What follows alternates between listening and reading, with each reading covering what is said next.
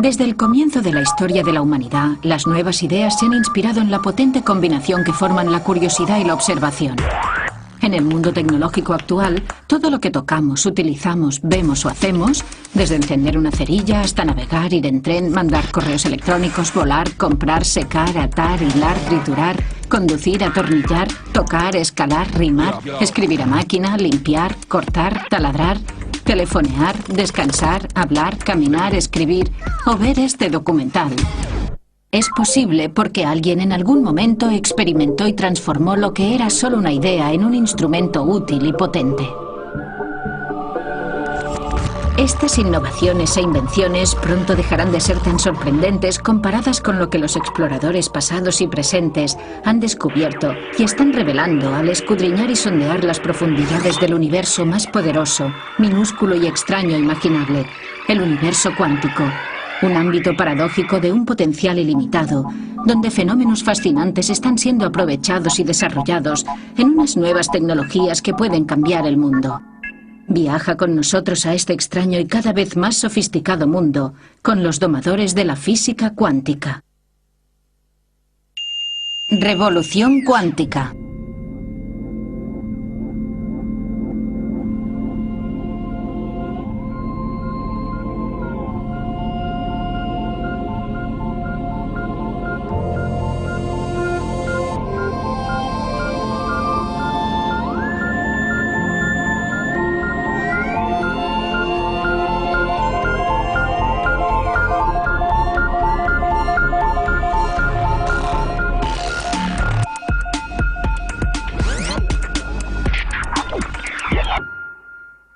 Los primeros indicios que tuvo la humanidad del universo cuántico aparecieron en 1900 con Max Planck, un físico brillante que trataba de averiguar por qué los objetos cambiaban de color al calentarse. Pero esperad un momento. Antes de llegar a la física cuántica tenemos que saber algo de la física clásica.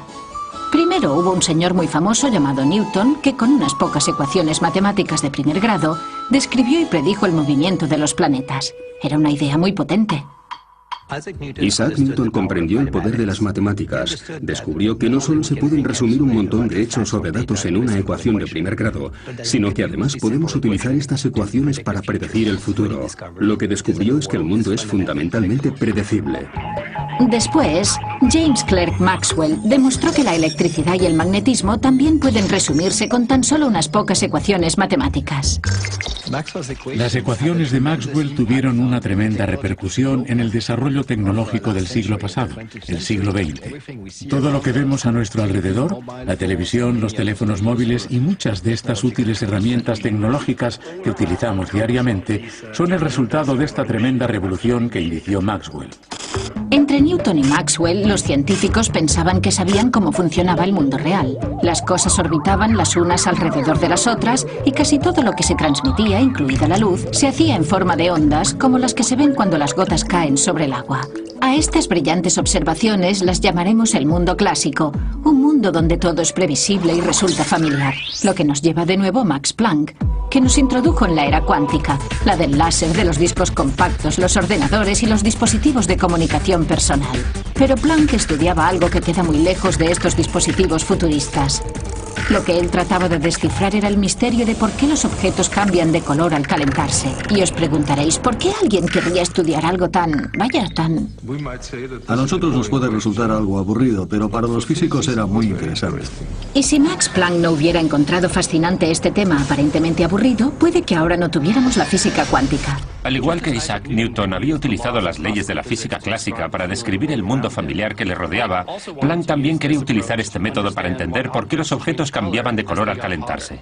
Pero lo que descubrió fue que las leyes de la física clásica no funcionaban, la respuesta que daban no era válida, de modo que intentó aplicar un método completamente nuevo, un conjunto de hipótesis matemáticas nuevas, y funcionó, consiguió la respuesta correcta. Pero el problema era que esta nueva hipótesis no se ajustaba a las leyes de la física clásica. Planck había dado una explicación muy precisa, pero que ni él mismo creía.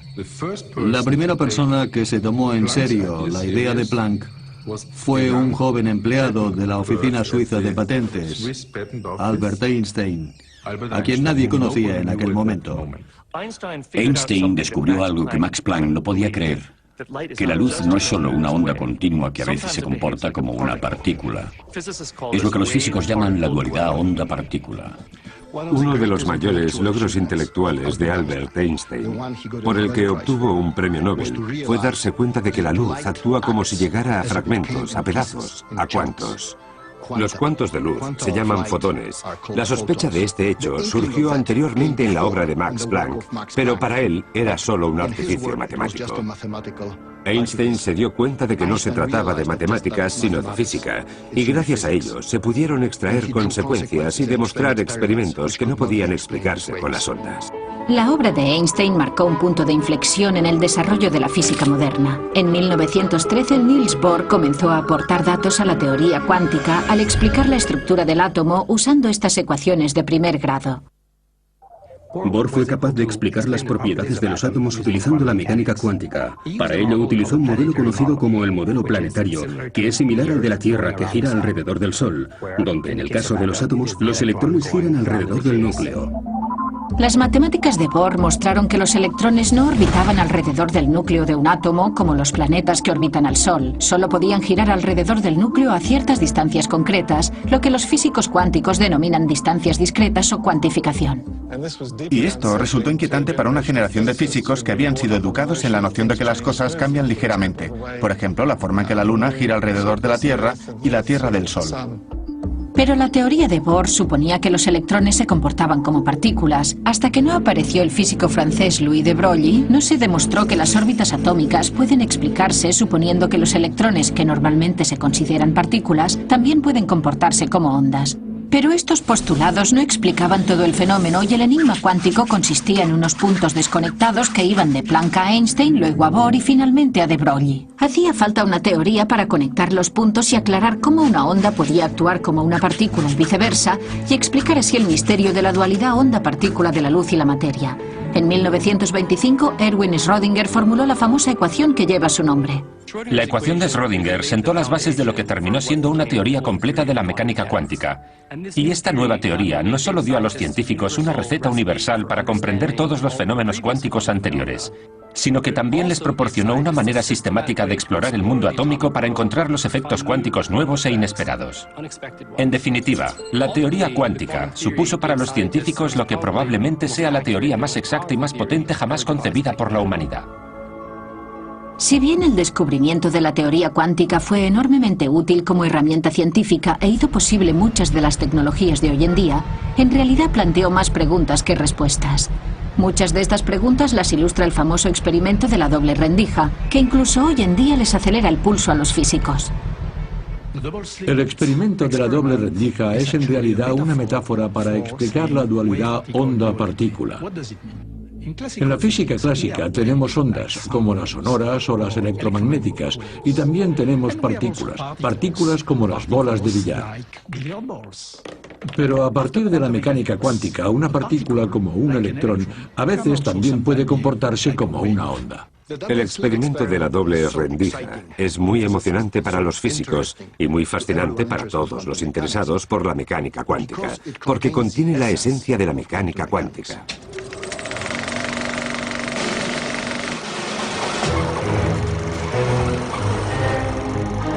El experimento de la doble rendija es muy emocionante para los físicos y muy fascinante para todos los interesados por la mecánica cuántica, porque contiene la esencia de la mecánica cuántica.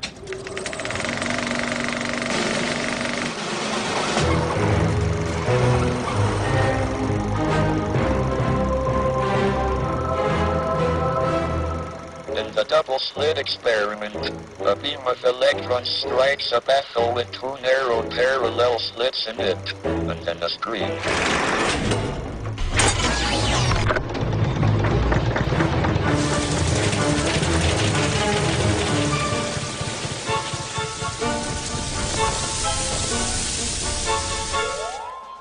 Cuando hacemos este experimento con las luces encendidas, no ocurre nada inusual. Los electrones forman el mismo patrón en la pantalla que se esperaría de una bolita de papel mascado, de un chicle o incluso de un tomate. Pero cuando apagamos las luces, sucede algo sorprendente.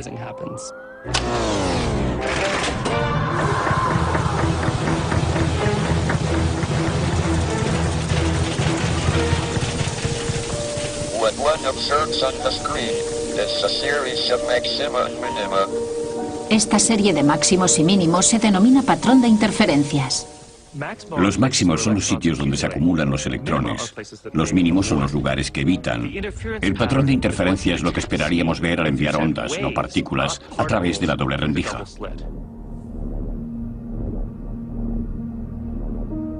Lo que observamos en el experimento de la doble rendija se explica matemáticamente por la ecuación de las ondas de Schrödinger, que predice el patrón de interferencia observado. Pero la teoría cuántica no nos explica dónde está la partícula cuando pasa por las rendijas. The essential difference between classical and quantum physics is that in classical physics one can predict both the positions and the velocities of particles, whereas in quantum theory one can't predict either. ¿Por qué es diferente el patrón de la pantalla según esté la luz encendida o apagada? En la física clásica, estamos acostumbrados al universo que funciona independientemente de que nosotros lo entendamos o no. Podemos observarlo, pero nunca cambia. Funciona según sus propias normas. Pero este no es el caso de la mecánica cuántica, donde si observamos algo, cambia su comportamiento. Pero ¿cómo es posible que en el mundo cuántico, solo por medio de la observación, podamos afectar el modo de comportarse de algo? En nuestro día a día, observar solo significa mirar, es una actividad pasiva. Pero hay que recordar que la observación siempre requiere luz, y en el mundo cuántico la luz viene en fragmentos llamados fotones. Para verlo, vamos a apagar las luces del cine de nuevo y ver exactamente lo que quieren decir los científicos cuando usan las palabras observación y medición. Para observar cómo pasan los electrones por las dos rendijas, hay que arrojar luz sobre ellos, pero al hacerlo los fotones pueden causar que los electrones se comporten de un modo diferente. En este caso, los fotones hacen que los electrones se comporten como partículas, por lo que el patrón de interferencia en la pantalla desaparece. Y ahora que sabemos lo que pasa cuando las luces están encendidas, la pregunta es, ¿qué pasa cuando las luces están apagadas? Sobre esta cuestión los científicos tienen diferentes opiniones y algunas teorías impactantes. Del experimento de la doble rendija se desprende que mientras un objeto cuántico no se mide o no interacciona mucho con su entorno, por lo general no tiene una posición definida. Normalmente se distribuye en muchas posiciones. Es lo que se denomina superposición cuántica. Los objetos cuánticos se comportan como si pudieran ser y pudieran hacer varias cosas al mismo tiempo.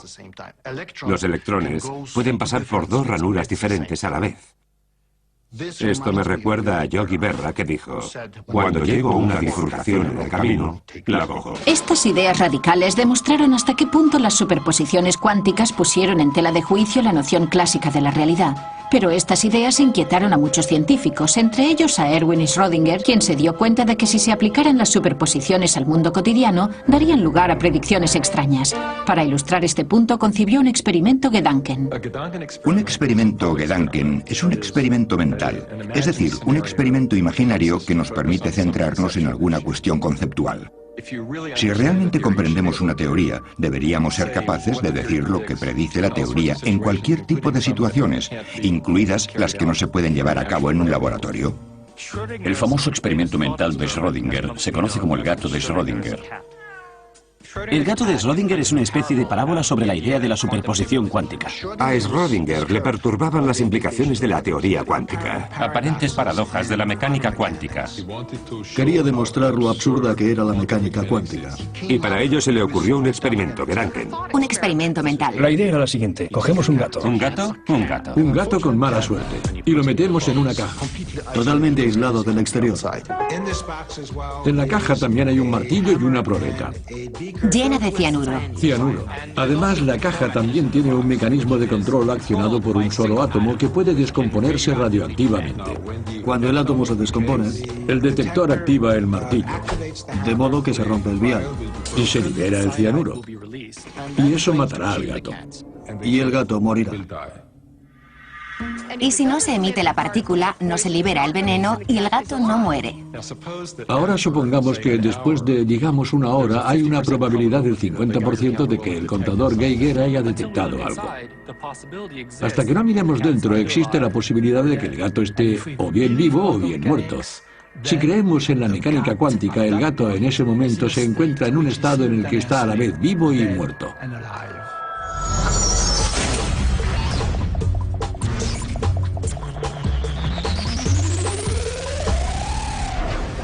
Lo que Schrödinger quería demostrar es que es absurdo pensar que el gato esté al mismo tiempo vivo y muerto solo porque sea descrito por una superposición. Y que del mismo modo debemos reconsiderar la idea de los electrones en superposición. Una de las respuestas que podríamos dar es que nos negamos a responder a la pregunta. Podríamos decir que la teoría cuántica es solo un conjunto de reglas para calcular dónde vamos a detectar la luz, y nada más. Es la escuela del cállate y calcula. Los físicos han dado todo tipo de respuestas, no hay un acuerdo general, y probablemente pasará mucho tiempo antes de que lleguen a uno. Ahora bien, mientras que los físicos pueden estar en desacuerdo acerca de si se debe tomar en serio la idea de que el gato está vivo y muerto a la vez, lo importante es que la superposición no se puede explicar en los términos de los conceptos clásicos, y eso es exactamente lo que hace que la mecánica cuántica sea tan intrigante. Al igual que a Schrödinger, a Einstein le seguía intrigando esta aparente paradoja. Einstein creía que se podría entender todo si se descubriera una teoría más exhaustiva, más completa. Para demostrarlo, se le ocurrió hacer un nuevo experimento Gedanken con sus colegas Boris Podolsky y Nathan Rosen en Princeton. Gracias a él, probaron que ciertas combinaciones o superposiciones de partículas pueden combinarse de un modo extraño y contradictorio que no puede explicarse con la mecánica clásica. El resultado es lo que se llama la paradoja Einstein-Podolsky-Rosen o EPR. La tesis en sí resultaba difícil de entender para las personas de a pie y quizá incluso para los científicos. ¿Listo? Vale. En una teoría completa, Hay un elemento que corresponde a cada elemento de la realidad. Una condición suficiente para la realidad de una cantidad física. es la posibilidad de predecirla con certeza sin perturbar el sistema. De modo que, o bien la descripción de la realidad proporcionada por la función de onda de la mecánica cuántica no es completa, O bien estas dos cantidades no pueden tener una realidad simultánea. Por lo tanto, la conclusión a la que llegamos es que la descripción de la realidad proporcionada por una función de onda no es completa.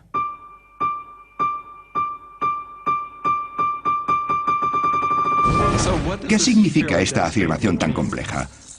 Según la mecánica cuántica, es posible que dos partículas estén tan estrechamente entrelazadas que forman un solo sistema en el que ninguna de las partículas tienen un estado cuántico por sí misma. Lo que Einstein, Podolsky y Rosen hicieron fue coger un par de partículas así y separarlas muy lejos, tal vez a años luz de distancia. Luego, imaginemos que aquí hay un observador midiendo la partícula A, dándole así un estado que no tenía antes. La idea clave es que al realizar la medición, también se está determinando el estado de la partícula B, un estado que, según la mecánica cuántica estándar, no existía previamente. Para Einstein esto era imposible. ¿Cómo era posible que medir una cosa aquí afectara? ¿Cómo era posible que medir una cosa aquí afectara instantáneamente a algo que está a años luz de distancia? De modo que él y sus colaboradores concluyeron que el estado de la partícula B debía existir con anterioridad y que por lo tanto la mecánica cuántica estaba incompleta. La idea de medir una cosa aquí y que cambie algo que está muy lejos es lo que Einstein llamaría una espeluznante acción a distancia.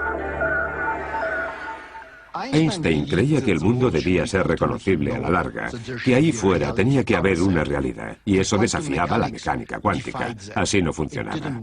A Einstein no le gustaba esa idea que provocó su famoso comentario: Dios no juega los dados con el universo.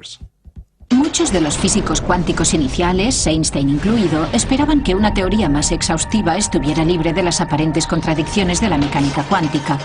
Algunos científicos incluso tenían la esperanza de que los elementos cuánticos extraños desaparecieran. Después de que Einstein introdujera en 1935 el concepto de lo que llamó espeluznante acción a distancia, fue el físico austríaco Erwin Schrödinger quien denominó este fenómeno en alemán Verschränkung, entrelazamiento en español. La cuestión es que Verschränkung es la mejor manera de llamarlo. Verschränkung es algo como esto, una conexión muy fuerte y bien definida, mientras que entrelazamiento suena a lazos, a algo no muy bien definido. Imaginémonos dos partículas entrelazadas como si fueran un par de bailarinas. Si las bailarinas no pueden verse o hablarse mientras bailan, es posible, aunque difícil, que vayan totalmente sincronizadas. Pueden hacerlo solo si han ensayado antes y saben cuáles son los movimientos que hay que hacer en cada momento. Einstein esperaba que las propiedades de las partículas entrelazadas se pudiesen describir de la misma manera, que la forma correlativa en la que reaccionaban los dos fotones ante cualquier medida posible se pudiera explicar al considerar que los resultados de la medición estaban predeterminados. Pero se equivocaba. Ahora sabemos que el entrelazamiento es una conexión entre partículas mucho más fuerte de lo que se puede alcanzar en la física clásica. Estas curiosidades cuánticas, de las cuales el entrelazamiento era la más extraña, desconcertaron a los investigadores durante más de un cuarto de siglo. En 1964, el físico irlandés John Bell diseñó un experimento para probar lo que Einstein pensaba que era imposible. La publicación de Einstein-Podolsky-Rosen de 1935 fue ignorada durante los primeros 30 años de su existencia. Entonces llegó John Bell y demostró que el entrelazamiento no se podía explicar con una teoría básica y sencilla. Esto dio lugar a experimentos fundamentales en los que se intentaba averiguar si la naturaleza estaba realmente loca, si realmente era tan extraña. La publicación de la teoría de John Bell sobre el entrelazamiento coincidió con el desarrollo del láser que posibilitó estos experimentos. Cuando leí el artículo de John Bell, descubrí lo que era el entrelazamiento y me pareció absolutamente fascinante. Para mí fue toda una revelación, algo así como amor a primera vista. El artículo explicaba que el gran debate entre Einstein y Bohr sobre la base de la mecánica cuántica se podría resolver por medio de un experimento. Yo era el experimentador y quería participar en la solución de ese debate. El experimento se basa en producir pares de fotones que volarán en dirección opuesta y luego, cuando estén a 12 metros de distancia el uno del otro, medirlos exactamente en el mismo instante. Y la idea es que las dos mediciones separadas por 12 metros deben ser independientes del concepto de relatividad. Con eso quiero decir que lo que mido por un lado no debería poder influir en el resultado de la medición en el otro lado. Ese es el punto esencial. La relatividad espacial nos dice que nada puede viajar más rápido que la luz, lo que significa que lo que hago aquí no tiene tiempo para llegar hacia el otro extremo del experimento. Y para eso era necesario que yo pudiera cambiar la orientación de los polarizadores en pocos nanosegundos. Conseguir hacerlo era crucial para el experimento. Y lo que hice fue medir la polarización de cada fotón. Los fotones se pueden polarizar vertical, horizontalmente o en diagonal a 45 grados. Pero la pareja de fotones entrelazados con resonancia paramagnética electrónica están polarizados al mismo tiempo vertical y horizontalmente. Es algo muy extraño. Tan extraño como el gato de Schrödinger, que está vivo y muerto. Y ahora la pregunta es, ¿cuál es el resultado de las mediciones? El resultado que obtuve fue lo que predecía la mecánica cuántica, que es que cualquiera que sea la dirección de la medición de un lado, si optamos por medir en la misma dirección en el otro lado, descubrimos que los dos fotones se alinean en la misma dirección. Esto significa que los resultados de las mediciones están estrechamente correlacionados, más que cualquier correlación concebible en la física clásica.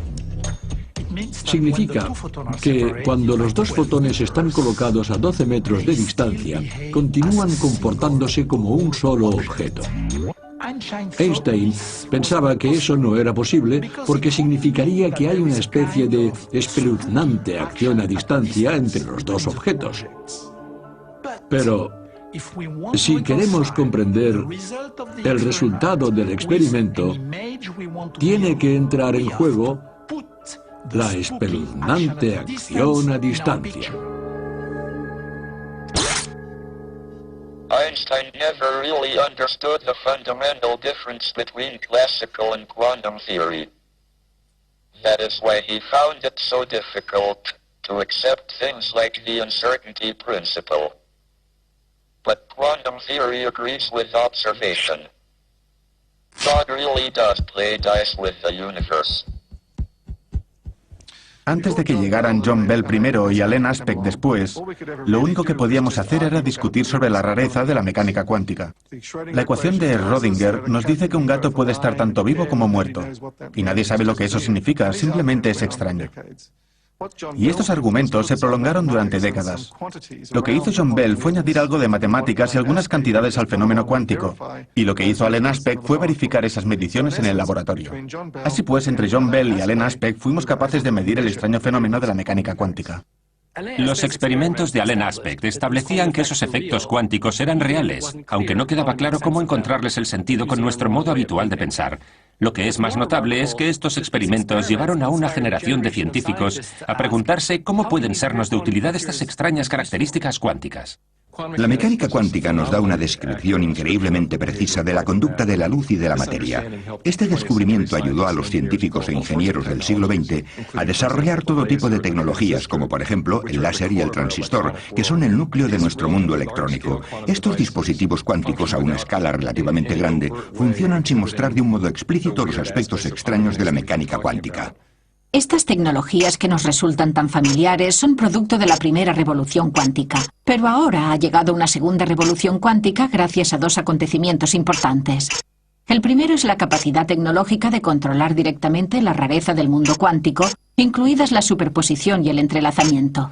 Y el segundo es el nacimiento de la era de la información. Así que aquí viene la información cuántica, o la IQ si estamos enviando un SMS. Lo que me hizo pensar en la información cuántica fue que en 1985 leí un artículo del físico estadounidense Richard Feynman, en el que hablaba de la posibilidad de que los ordenadores operaran sobre principios cuánticos. Fue algo totalmente revelador. Porque hasta aquel momento yo estaba más acostumbrado a pensar en la información en términos muy abstractos. En el mundo cotidiano nos resulta difícil separar la idea de la información del contenido y el significado. Pero podemos hacernos una idea de por qué la información es física, si pensamos, por ejemplo, lo que haríamos si se nos pidiera que señaláramos una información. Siempre señalaríamos un pedazo de papel con algunas notas, aunque también una fibra óptica o un disco duro. En el caso del disco duro, vemos que la información tiene realmente un contenido físico. Si queremos guardar información en, digamos, un disco duro de 100 gigabytes, tenemos que pagar un dinero. Tenemos que ir a comprarlo. Si queremos guardar información en, digamos, un disco duro de 100 gigabytes, tenemos que pagar un dinero. Tenemos que ir a comprarlo. El hecho de que haya una cantidad física por la cual pagas un dinero nos dice que en realidad la información es física. Por ejemplo, yo estoy hablando con vosotros ahora y la información se transmite mediante el sonido. Podría escribir una carta y la información se almacena en forma de tinta y de marcas sobre el papel. Una vez entendemos que la información es física, empezamos a preguntarnos si las leyes de la física limitan el modo en el que se procesa la información. O en el caso de la física cuántica nos proporciona un mecanismo completamente nuevo para procesar y comunicar la información. Información. Esto es la información y su uso adecuado puede traer una nueva dignidad a la humanidad. Ahora estaréis pensando, ¿información clásica? ¿Información cuántica? ¿Hay alguna diferencia? Sí que la hay, y todo empieza con el humilde bit. El bit es la unidad básica de la información clásica, que se encapsula en un sistema físico que puede tener dos estados, ya sea encendido o apagado, cargado o descargado, que está aquí o allí, o en términos matemáticos, un 0 o un 1. En el mundo cuántico, tenemos bits cuánticos o qubits, y estos qubits pueden estar superpuestos y estar en 0 y en 1 al mismo tiempo. Es la capacidad de manipular el mundo a ese nivel de fenómeno cuántico de las superposiciones cuánticas, lo que nos permite realizar tareas computacionales en la mecánica cuántica que son imposibles o por lo menos muy difíciles por medio de ordenadores convencionales. Nuestras tecnologías se están acercando ya a los límites de la información cuántica y los transistores se están acercando al tamaño de un bit cuántico o qubit. Esto es lo que llamamos la ley de Moore, en honor al fundador de Intel, que predijo hace 20 años que esto ocurriría. Y de hecho, en el transcurso de los próximos 20 años, se espera que los transistores, que son el corazón de nuestros dispositivos informáticos, alcancen el tamaño de un solo átomo. La segunda revolución cuántica consiste hoy en día en ser capaces de manipular sistemas cuánticos individuales, moléculas individuales, átomos individuales o, en mi caso, fotones individuales. Hasta ahora, después de la primera revolución cuántica, hemos sido capaces de manipular conjuntos. Por ejemplo, un láser produce miles de millones de fotones, no fotones individuales, sino miles de millones. Y hoy, el hecho de que se puedan manipular y dominar cuantos individuales, como los llamamos, abre toda una nueva era de desarrollo tecnológico. Uno de los primeros logros de esta segunda revolución cuántica es la capacidad de los físicos de construir herramientas increíblemente precisas como un reloj atómico, el dispositivo para medir el tiempo más preciso del mundo. Actualmente, la precisión de los relojes atómicos es tal que si fabricáramos un reloj y lo dejáramos funcionando durante 60 millones de años, no perdería más de un segundo. Y resulta que la precisión y el control cuántico que podemos conseguir con los átomos que utilizamos para los relojes atómicos es también la base de los qubits.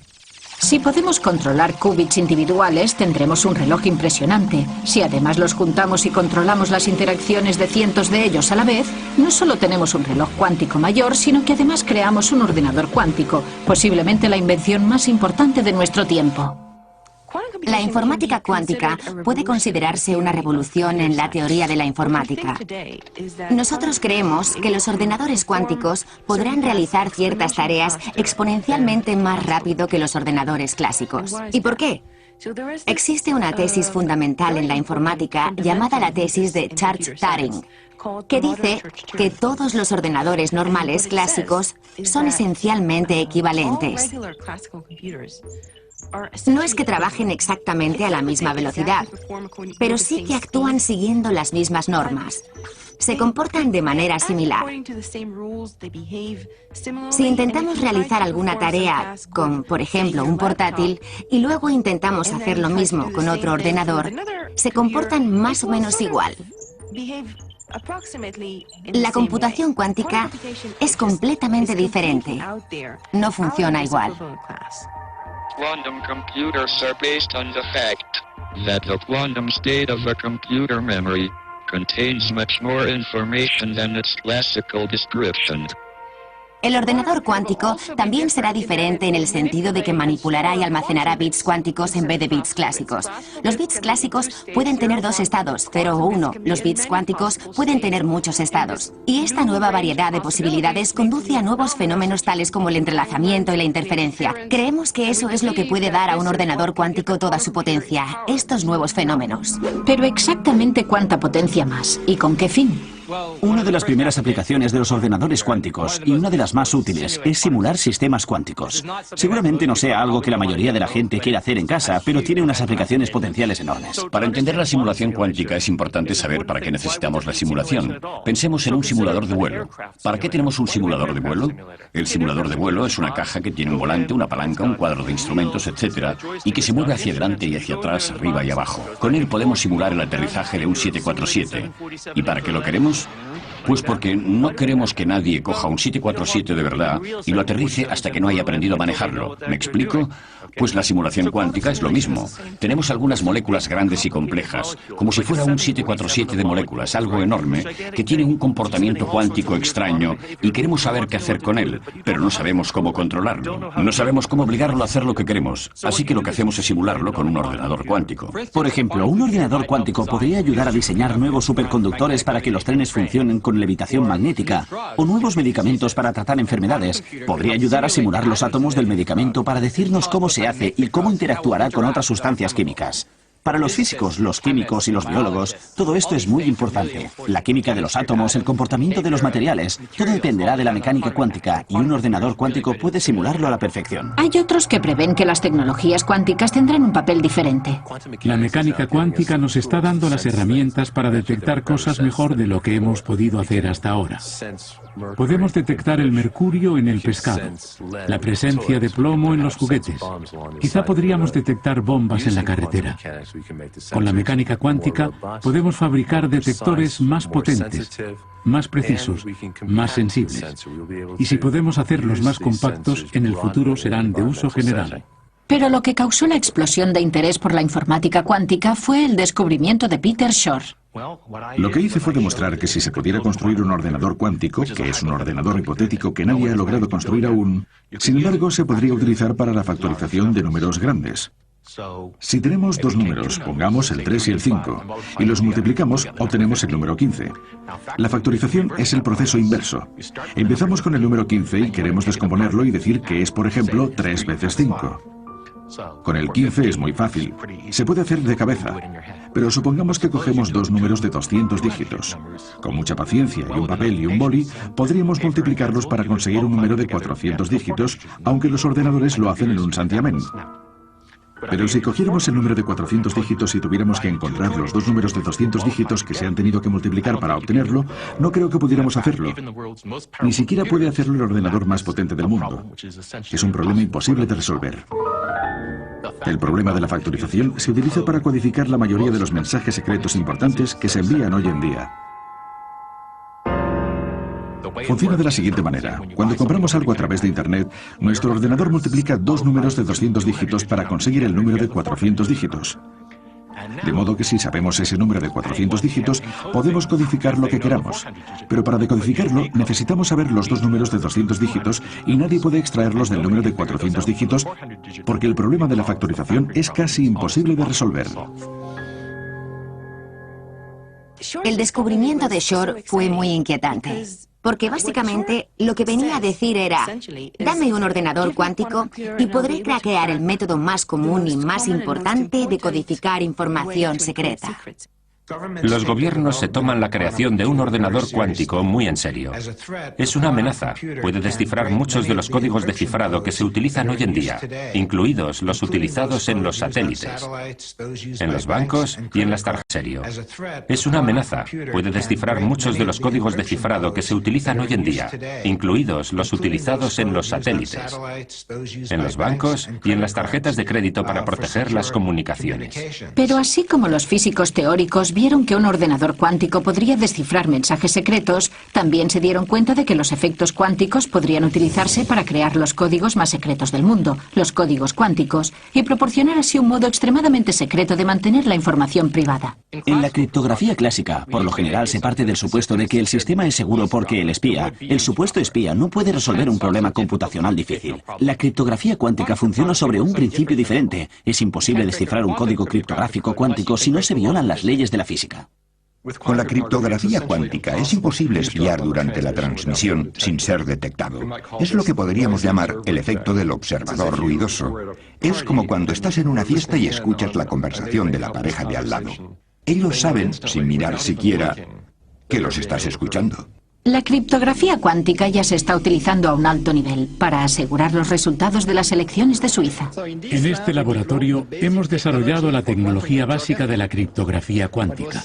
Lo que asegura la criptografía cuántica es el enlace de fibra óptica que conecta el lugar en que se encuentran las papeletas con el lugar donde se encuentran los ordenadores del Estado. Y esa ha sido la primera aplicación pública y material de la información cuántica. La criptografía cuántica es solo una de las muchas potentes herramientas cuánticas que se están desarrollando e instalando en este momento. Pero la aplicación más fantástica y asombrosa es un fenómeno llamado la teletransportación cuántica.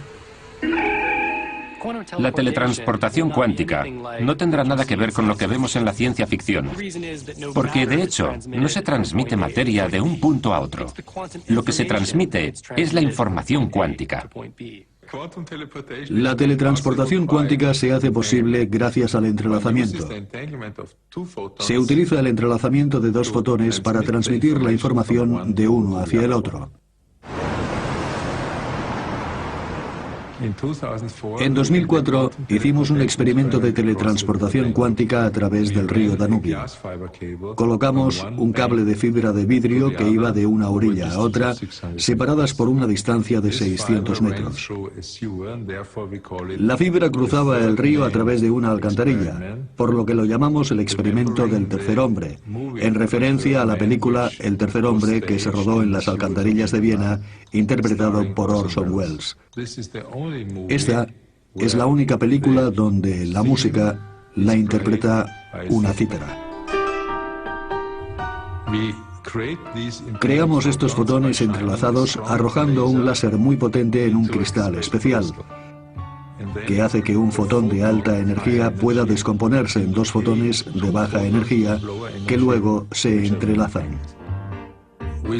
Enviamos uno de los fotones hacia el otro lado del río y el otro lo mantenemos en el sitio.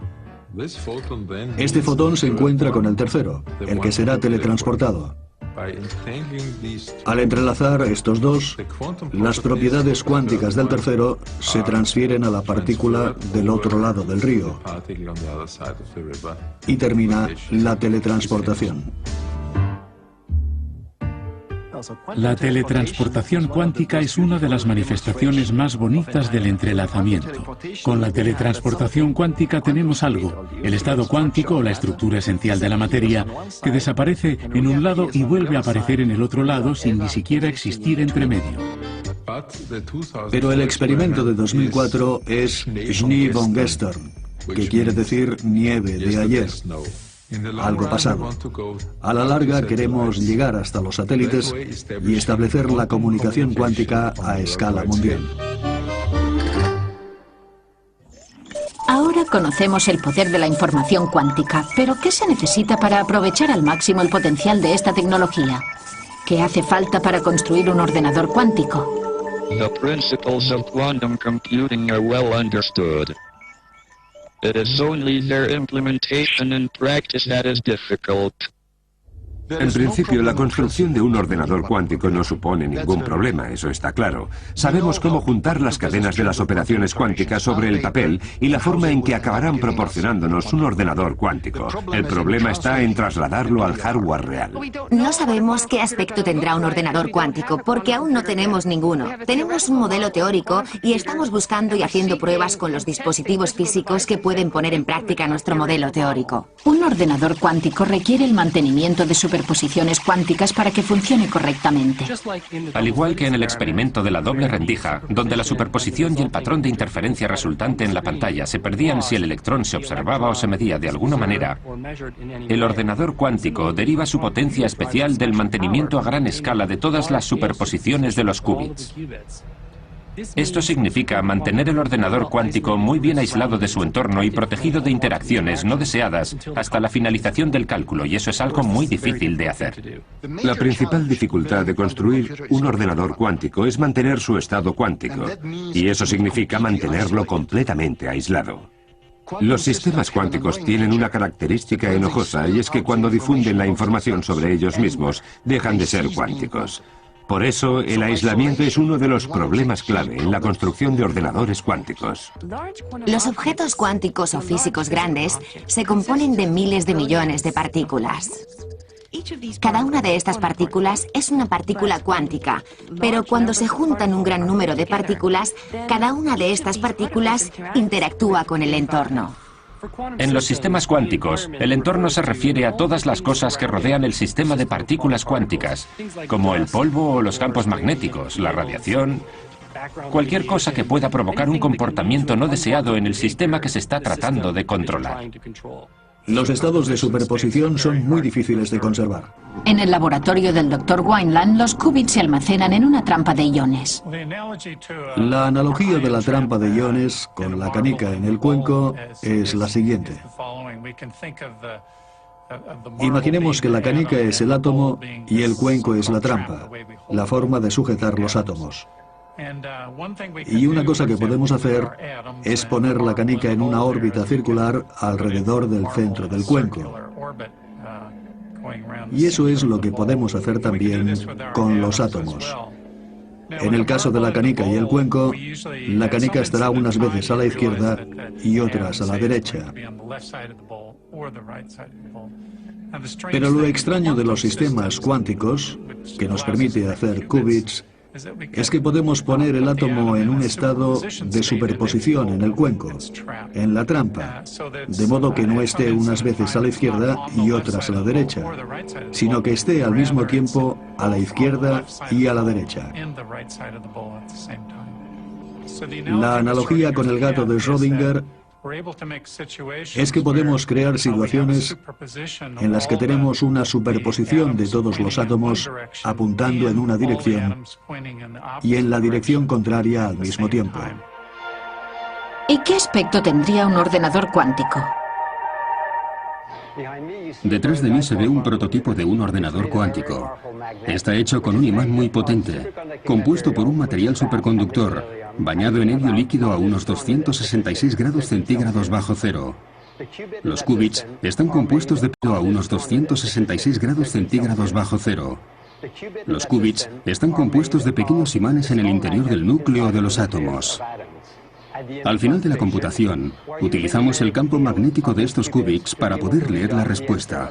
Este ordenador cuántico en concreto tiene una docena de bits cuánticos o el equivalente a 1000 bits clásicos, que es lo que tenían los ordenadores de la década de los 50.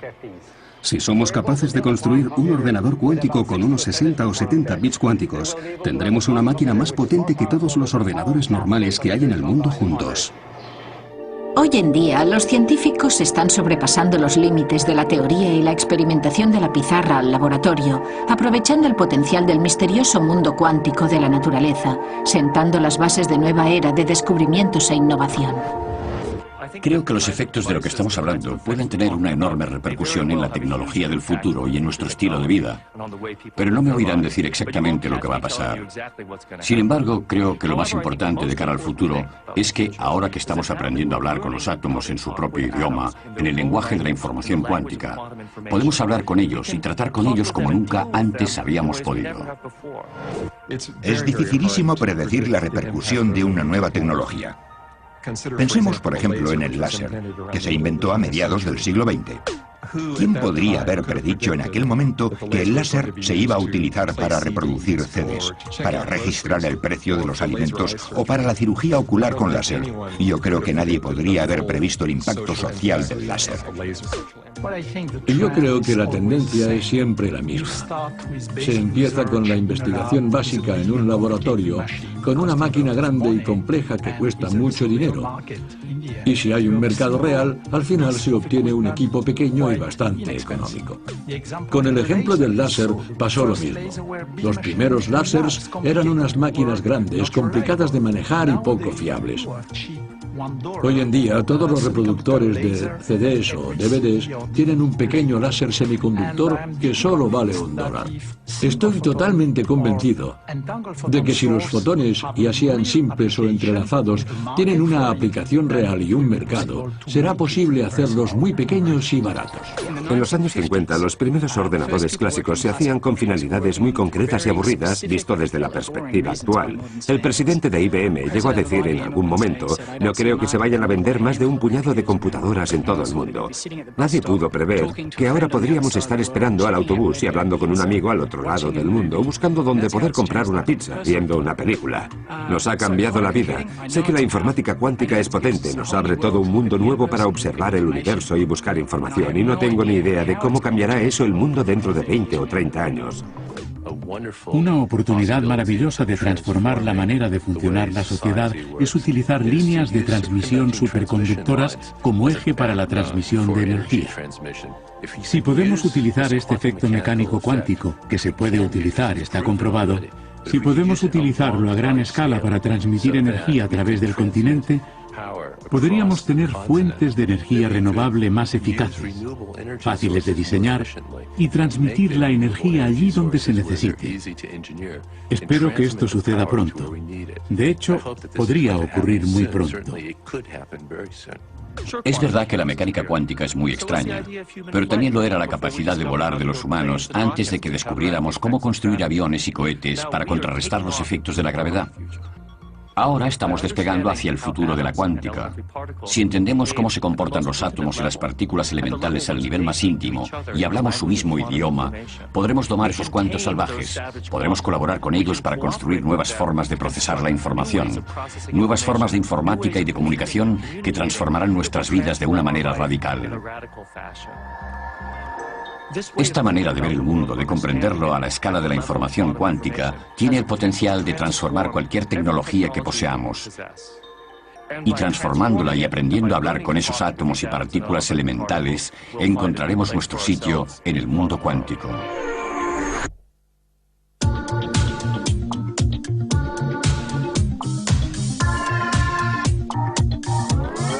Quantum theory, quantum theory.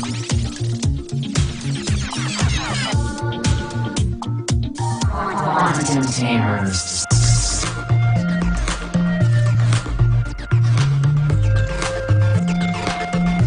The potential is huge.